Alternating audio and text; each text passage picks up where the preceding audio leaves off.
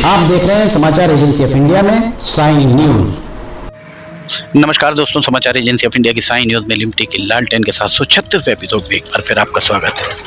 हम आपको 2-3 एपिसोड हमने बताए कि सिवनी की सुखसरा हवाई पट्टी का किस तरह दुरुपयोग किया जा रहा है। अंततः आज 18 दिसंबर 2025 को विमानन विभाग के द्वारा जो कार्रवाई 17 दिसंबर को की गई थी, उसके बाद 18 दिसंबर को इस पर कार्रवाई की है। देखिए यहाँ पर वर्दी में कोटवार भी ये जाते हुए आपको दिख रहे होंगे। इनकी अभी कार्रवाई यहाँ पर संपन्न हुई है और एक यहाँ पर भी दिख रहे होंगे, ये भी कोटवार ही हैं जो जा रहे हैं। ये 17 दिसंबर को विमानन विभाग के द्वारा इस पूरी जो संपत्ति है लोक निर्माण विभाग के अधीन वाली, जैसे मैस्को एयरोस्पेस लिमिटेड, आप देख सकते हैं हमारे पीछे, Mesco aerospace limited Sukhtara airfield Sukhtara Seoni, इसको इनके द्वारा सील कर दिया गया है, सीज कर दिया गया है, जो जानकारी हमें प्राप्त हुई थी। और विमानन विभाग के द्वारा आइए हम आपको यहाँ पर लिखा हुआ है। कार्यालय कार्यपालन यंत्री लोक निर्माण विभाग भवन सड़क क्रमांक आम सूचना मध्य विभाग मंत्रालय भोपाल के आदेश VN 2700/2025/SEC I-45 AVN दिनांक 15/12/2025 तथा कलेक्टर एवं जिला दंडाधिकारी सिवनी के आदेश क्रमांक 5080 लोक निर्माण विभाग दिनांक 17/12/2025 के अनुक्रम में कुरई की उपस्थिति में एयर स्पेस की संपत्ति को सील कर प्रभार प्राप्त किया जा चुका है। अतः किसी भी व्यक्ति संस्था के द्वारा सुखसरा हवाई पट्टी की किसी भी संपत्ति का उपयोग प्रशासन अथवा लोक निर्माण विभाग सिवनी की अनुमति के नहीं किया जाएगा, अन्यथा की स्थिति में संबंधित के विरुद्ध पुलिस दीवानी फौजदारी कार्रवाई के लिए वे स्वयं जवाबदार होंगे। आदेशानुसार कार्यपालन यंत्री विभाग भवन सड़क सिवनी। तो ये हम आपको दिखा रहे हैं, यहाँ पर हवाई पट्टी को, यहाँ पूरी संपत्ति को सील कर दिया गया है। हुई है संपत्ति मैस्को एयर की सील हुई है। यहाँ मैस्को एयर स्पेस को 15 साल के लिए अनुबंध पर दी गई थी ये हवाई पट्टी। सवाल अभी भी वही खड़ा हुआ है कि मैस्को हवाई पट्टी दी गई, तो इस हवाई पट्टी में रेडबर्ड कंपनी के द्वारा पायलट्स प्रशिक्षण किस तरह से किया जा रहा था, सबसे बड़ा प्रश्न। इस हवाई पट्टी सील किया गया है और अब लोक निर्माण विभाग की अनुमति के बिना नहीं किया जा सकेगा। मैस्को एयरस्पेस की सुखतरा की संपत्ति अर्थात ये सब कुछ है।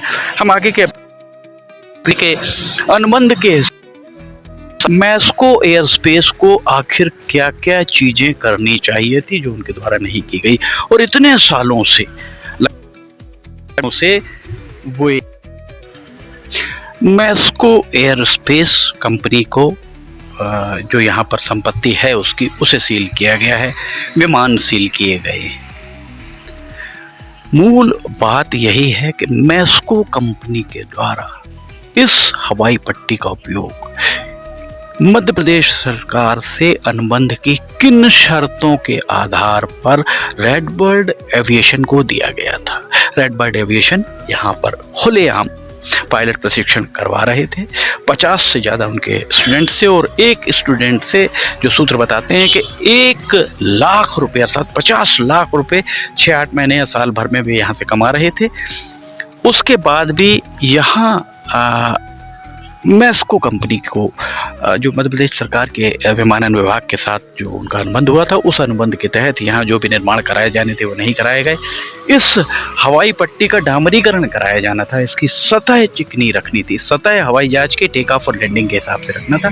1800 मीटर लंबी जो हवाई पट्टी है, इस 1800 मीटर लंबी हवाई पट्टी पर 2 विमान दुर्घटनाग्रस्त होते हैं। उन 2 विमानों के दुर्घटनाग्रस्त होने के बाद यहाँ उसका सतह को डामरीकरण उसका कराया गया, वो भी 1000 मीटर, 1800 मीटर की जगह सिर्फ 1000 मीटर का कराया गया। सतह अनइवन थी, जिसके कारण सूत्रों का कहना है कि दुर्घटनाएं घटित हुई।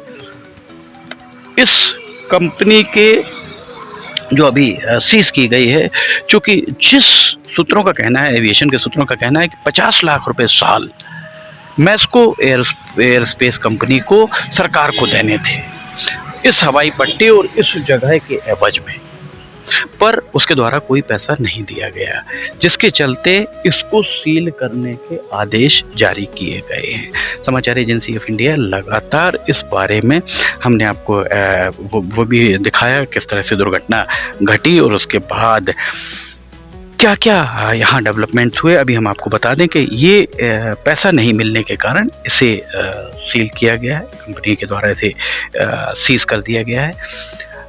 सवाल आज भी वही खड़ा हुआ है कि मैस्को कंपनी की संपत्ति को सील किया गया है, अंदर रेडबर्ड के विमान क्या कर रहे हैं? रेडबर्ड के कर्मचारियों को बाहर कर दिया गया है, अब कोई अंदर नहीं जा सकता। अर्थात रेडबर्ड की जो यहाँ पर प्रशिक्षण था, वो प्रशिक्षण 18 दिसंबर 2025 से उस पर पूरी तरह विराम लग गया है, जब तक अगला आदेश नहीं आता है। किस तरह की गफलत चल रही थी। सिवनी में 2 सांसद हैं जो केंद्र में विमानन विभाग, नागरिक उड्डयन मंत्रालय में सीधी दखल जिनकी हो सकती है रख सकते हैं।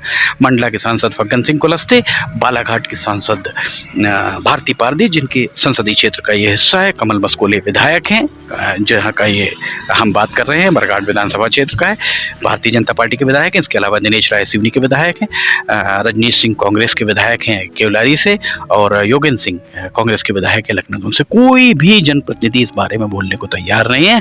कांग्रेस के जिलाध्यक्ष बोलने को तैयार नहीं है, भारतीय जनता पार्टी के जिलाध्यक्ष बोलने को तैयार नहीं है।